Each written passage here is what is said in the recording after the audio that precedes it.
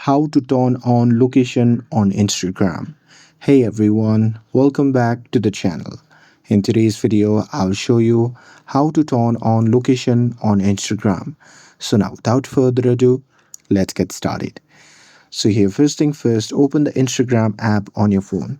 And now here, once you're inside the app, just tap on the profile icon shown in the bottom right corner of the screen. And now here, once you're inside the profile section, just tap on the three dash icon shown in the top right corner of the screen.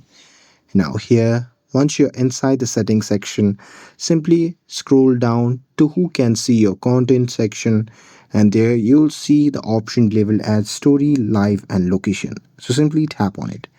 And now here in this section, just tap on location sharing option, and after that a pop-up will appear.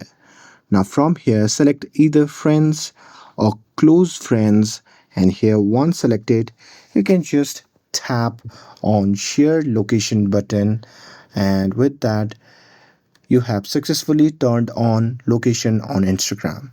And here with this, if you found this video helpful, then don't forget to like, share and subscribe to get updated for more videos. Thanks for watching, and I'll see you in the next video.